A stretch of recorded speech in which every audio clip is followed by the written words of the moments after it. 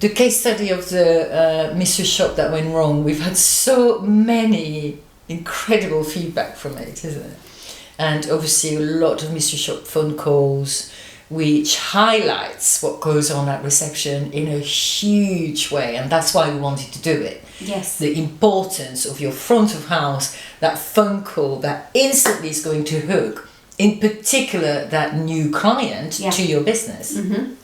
And also to take care of the existing clients as well, the ones that are spending the money month on month, that not forgetting that their customer journey should be just as good as a new client. Yeah. And the front of house for me is always, more often than not, underestimated. Yeah, it truly is. You know, whenever we do mystery shops, so if you've got one, then there's probably definitely improvement that can be made, because the front of house needs to, for me, they're the heart and the key of the business. I always said it's probably the hardest role in the business, not taking away from therapists or anything, but it is, and they've got to juggle so many things at once. Yeah, it's a difficult role. But it's when you're doing a mystery shop and you're understanding how that journey is going for them. So if you have got one, it's, are you making the most of them? Are they trained to a level where they understand the business implications behind what you're doing on the front of house? Yes. Because you need to have a business element to it. And I think so often that's forgotten. We just think, all right, we just need someone to answer the phone, meet and greet and give a coffee. No, it's so much more than that. We've spoken about that before. And if they are answering the phone, are they engaging? Are they personable to the client? And I think so many times I'm disappointed when I call places. And doesn't matter which places, whether it's high-end spas to a smaller salon. Yeah. It's just that kind of lack of engagement straight away from that customer's perspective.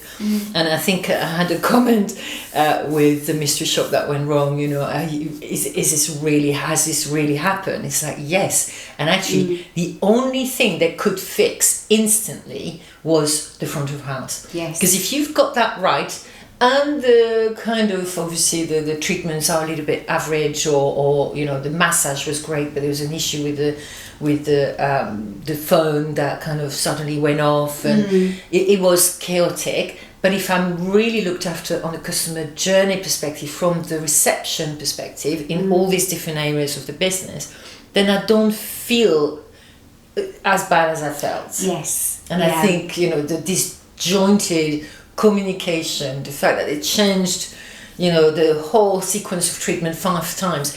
I did not care. I don't care. Change it 10 times. Not my problem. Yeah, yeah. But no one noticed that I was going to have a wet pedicure before massage. How is that happening? Yeah. So there's just so much that could have been done on the front of house perspective.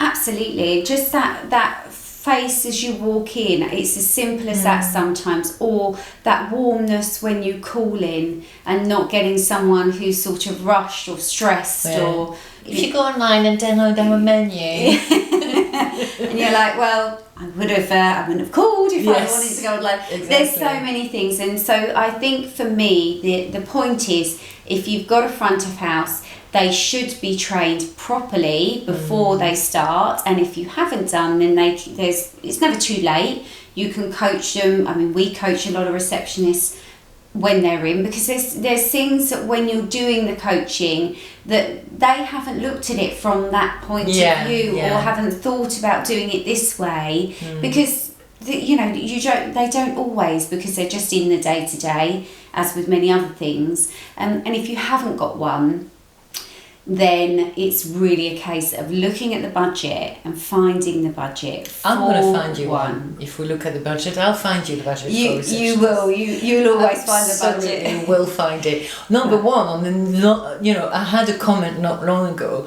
Oh, it's okay. We don't need a receptionist on a Saturday because somehow there's always someone at reception. Okay, how long do you take after the treatment to bring the client? Well, we always finish a little bit earlier. With the half an hour, let's say Brazilian, we always finish a little bit earlier, so therefore we've got time to finish with the client. But that 10 minutes could be another client. Yeah.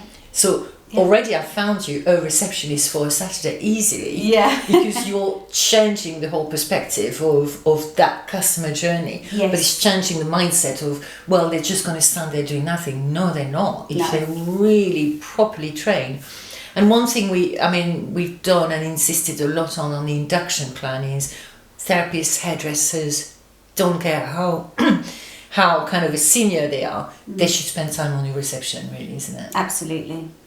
Thank you for joining us. We really enjoy sharing our thoughts on various topics. If you have a burning question, simply comment below. Don't forget to subscribe and hit that notification button to keep up to date with each new episode.